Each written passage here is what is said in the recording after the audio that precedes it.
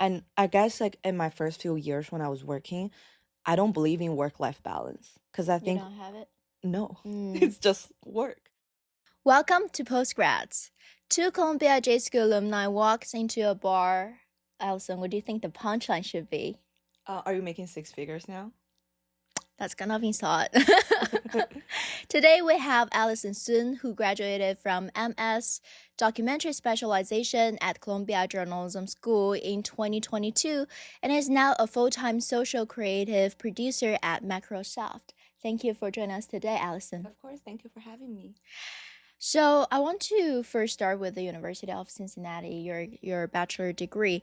You got your Bachelor's of Arts in photojournalism and minor in fashion design studies, and you even joined an international music fraternity. How do you think they helped with your career? Yeah, so when I was starting, I actually didn't start right off the bat for photojournalism. I went for Mm. their nursing program. Oh yeah. After like 2 months, I kind of like, oh, this is not for me. So I Mm-hmm. dropped all my classes at that time. I'm just like exploring.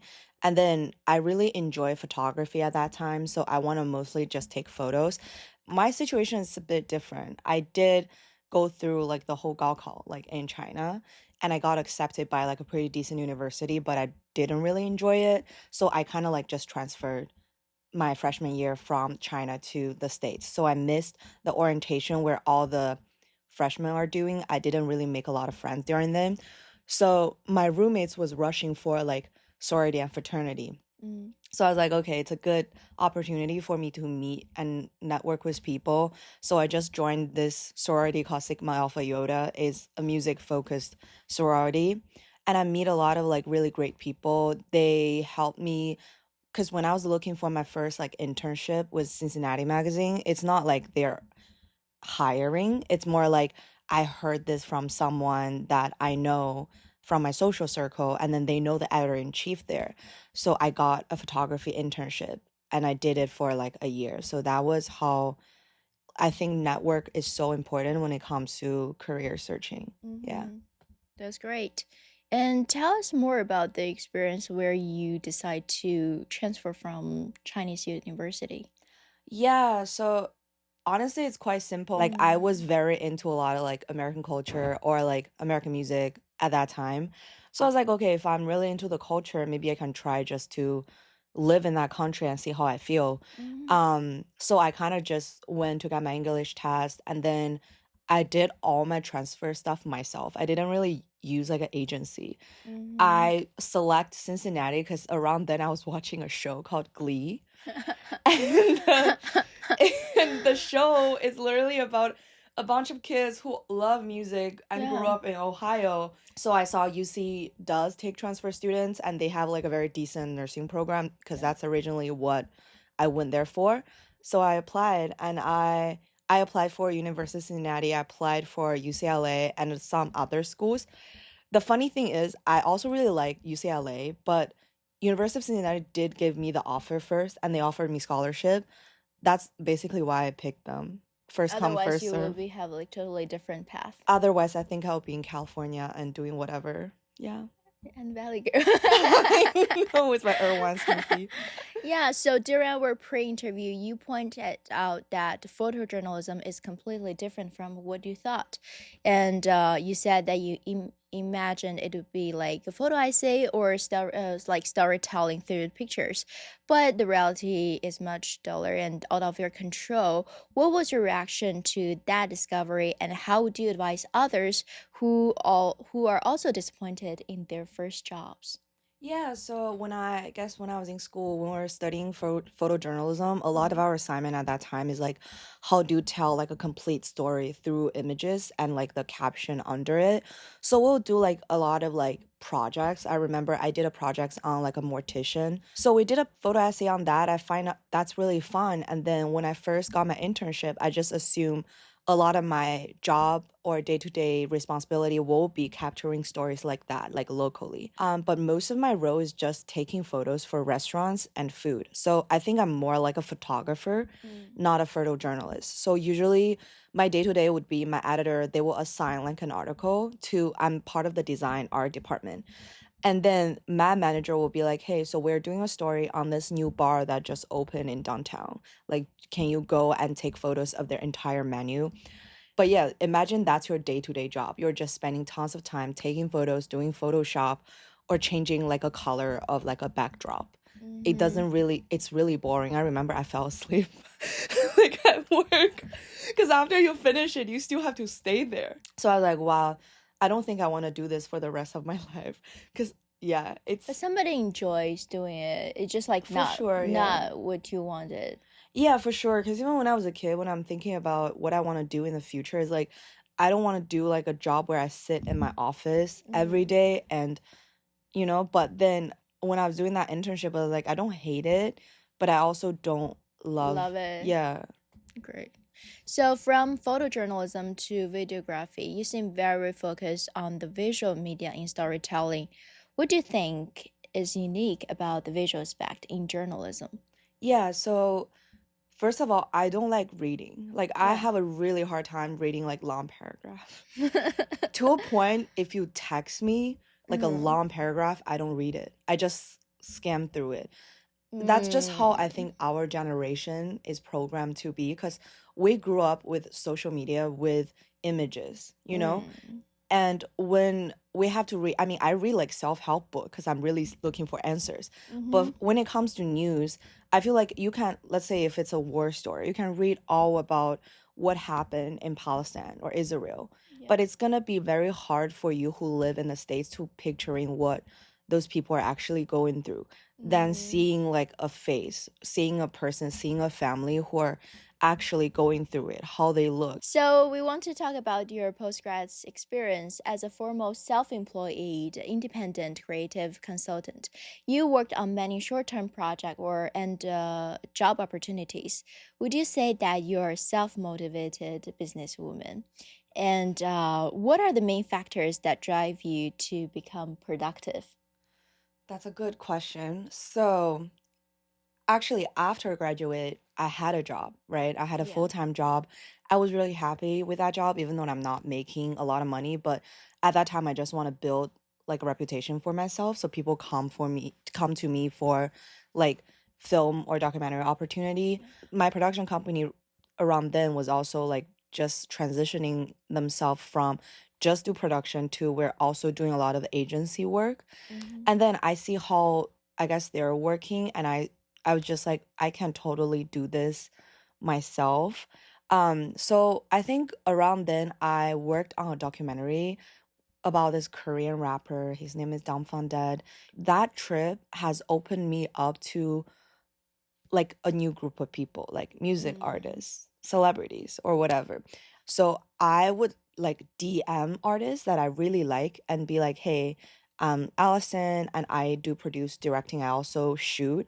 If you ever have like a video you think we can work on, just hit me up. So I'll send them like my previous work. So from there, I kind of get a lot of freelance work through different artists. Like they're looking for a producer for a music video. So how do I stay motivated? Is like okay, I think growing up, I'm so used to my mom telling me what to do. I feel like Mm. everything I do have to have permission from my mom. But I think it's when I start working, that's my first time I was like, holy shit, this is actually my life. Like if I don't treat it seriously, I'm not gonna get anywhere. I'm only in my 20s. If I don't work my ass off, where am I gonna be in my 30s when you're like older, have way less energy? And I guess like in my first few years when I was working, I don't believe in work-life balance because I You think don't have it? no, Mm. it's just work. Yeah. And I only hang out with people from work. And when I go to event, go to parties, I would say it as like a network opportunity. It's not saying like Mm. I think that's a good thing. It's just when you're trying to build something for yourself, you can ask for both. There is a point that eventually you will start caring for your work life balance, but when you're in your early 20s, just push yourself more. Say yes more when it comes to opportunities and stuff. And don't always look at like the money value of the things if you're in creative industry. See like if this job can take you further to where you eventually want to be. So you also quite connected to the current indie music scene, working on various music festivals with different artists. Were there a certain artist that you were hoping to meet when you start the career? Yeah, so when I first started, I really liked Jackson Wang at that time. I'm actually wearing his Mm. sweatshirt. That's crazy. Uh, yeah, so honestly, really want to work with him. From all the artists I work with, I really like this one artist. Mm. I can name drop him, Bohan Phoenix. He's like really, really great person. I got brought on my first big music project was Rebel Music. We're doing like a Rebel culture clash. I was trying to get like basically like a lineup of artists. Like Bohan was like the first person I reached out to, and he has been like so supportive throughout the whole process. When I Mhm. was like so stressed out, whatnot, he has been very like encouraging, like a big brother. So one of the focal points of OpenWave platform that you worked at is also to promote Asian musicians as well.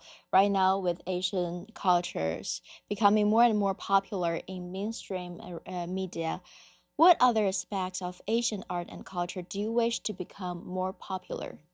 Yeah, so apparently ever since COVID, um Asian had a really hard time during that time period. We see so many like frustrating stuff in the news. Mm. But K-pop really, I think, shine a light on Asian culture where everyone seems to be obsessed over K-pop, over like Asian men. And they Mm. have like an ideal type of like, when they think about Asian, they probably think about K-pop and Korean or BTS. That's one thing I've noticed. At first, I was like, great, but there are so many other culture in different Asian culture and so many different sound in different Asian culture. What I think like what K-pop does really well is like those company kind of saw like a rising of K-pop in the Western countries, so they start making all the lyrics in English Mm. versus Chinese artists, they still sing most things in Chinese. Like I remember there are a lot of like famous Chinese singer. They came to New York and trying to have concert. Some of them did make it happen, but some of them got rejected because they couldn't sell out like a stadium because no one would go besides Chinese artists. That really makes me very sad. But I think what will set them apart is how they market themselves. I think the most successful Chinese artist that went global is Jackson because he's trilingual, not even English. trilingual. Yeah. He speaks so many languages. And his team is doing a really good job at marketing him Mm. because he's like really active on Instagram and he will engage with a lot of his fans in like different countries. So now we're entering rapid fire question. Are you ready, Yeah. Alison? Which niche indie artist in market right now do you think has the most potential? I would say an artist I work with called Thomas No or Thomas NG. His music is really, really good. And I really see him being big in the future. What is your lifelong ambition? Be rich. Great. What is your favorite genre of music? R&B. List 5 things you would always do as a self-employed independent creative consultant. I would say strategizing, editing, networking, meeting new people, pitching ideas. Great. Okay. Last but not least, one thing about you that you think is different from the others. I would say I just give it all and think it's gonna turn out the best when it comes to anything. Mm-hmm. I would do my 100%, whether if it works or not, it's not in my control. But at least I know I give it all. Great. That's enough of our rapid fire questions. Nice. And we're going to the section talking about short documentary. You co-directed a short documentary called A Good Death with your classmate. And how did you come up with the idea and find the main character, end-of-life doula Virginia Chang? Yeah, so around then we have to team up within our class to do our finals thesis. So me and my partner at that time, we want to do something that's interesting to both of us. And we were chatting about she's from Mexico, she's Mexican, and I'm from China. We have like very different death culture because like in China, death is more like, sad, like almost depressing. And then for my partner Jane, she had a very different experience because for them, like death is a celebration, and one of her family member before they pass away, they actually worked with a death doula. That's where Mm. I learned about this whole concept. And then we're doing our research, we find Virginia. So it took us a very, very long time, a lot of energy to gain her trust, to eventually be able to bring our camera to be in the same room with her. Because before that, we'll just be on Zoom meetings and go just hang out with her. So she Mm. got to know what kind of people we are. Yeah. We got to know her a little bit until she finally gave us the yes. Yeah. Mm-hmm. So we watched a full documentary. It was heartbreaking seeing a real person passing away in the film, and I can imagine that was quite a heavy moral dilemma for you and your partner. What was the process of deciding to include that footage in the final film, and why did you come to that conclusion? Yeah, when it comes to filmmaking, you need like consent. Mm. When we first started working with the patient Sanja, she still like very conscious. So we have her like, agree to be our documentary. We have like a video of her being okay with us filming her and this and that. But kind of towards the end of her journey, she's kind of like just in deep sleep all the time. At that point, she is not able to give consent sort of to, if we can actually film that process. But her caregiver at that time, she was like, I'm pretty sure my aunt, when she agrees on you guys to document this, she probably want you guys to just document the entire journey. We still want to be respectful. So after we kind of film like right before she passed away, Mm. we were thinking like respectfully, we're just thinking to ourselves, kind of like, if I am passing away, if someone's making a film about me, I probably don't want my face like Showing. to be shown or to be documented everywhere. Like people have access to how I look when I'm gone. Yeah. So like, yeah, how do we kind of show people like she passed without showing her face or without showing the seeing that will probably be so traumatic for her family. So we decided to show her body parts. Like, so we filmed her hands. We filmed like the monitor when the number reads 0. And then we showed when they put like the cover on her body. Your film is also selected for Doc NYC and Tokyo Live Off Film Festivals. Congratulations. Thank you. How was it like seeing your project being played on the big screen? Yeah. So when people watch that film, they cry or they really like it. But I've seen that films so many times, like crazy amount of time. Mm. And in so many different versions. Like the final version that you guys watched or they watched in the theater is like after hundreds of like probably hours of editing. Honestly, before that, I haven't seen that film for like a really long time. Mm. So, but when it's in a theater, that when it feels real, it's like, oh my God, I actually made a film. It's not just a video, it's a film that we made. And I think it's not the film that makes me feel something. I remember after the film, there's a older gentleman came up to me crying and Mm. just say like, thank you so much for making this film. I recently just lost someone I love. And he's like, you have no idea how much it has helped me, like watching this, knowing how I should deal with my grief. And I was like, I'm really happy for that. And I just saw so many people felt like inspired after the film. Like some of my friends actually start thinking about death a bit more than they used to. Mm. And like even within my friend circle, we talk about death a little bit more than before. People don't see that as a taboo or like a topic we shouldn't be because it's bad luck. So that's what I like to see. Even and then after the film, a lot of university and like organization picked up that film to show it to their students as like an educational material. So I think that's really cool.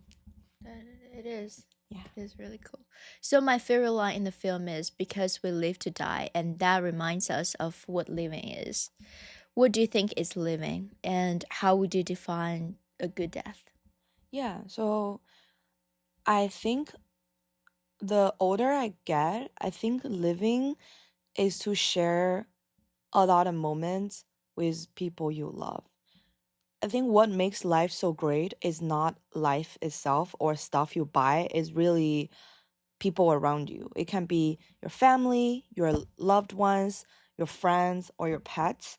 I think those moments you share with them make life worth living. And I think what makes a good death is like, first, we need to change our perspective for death.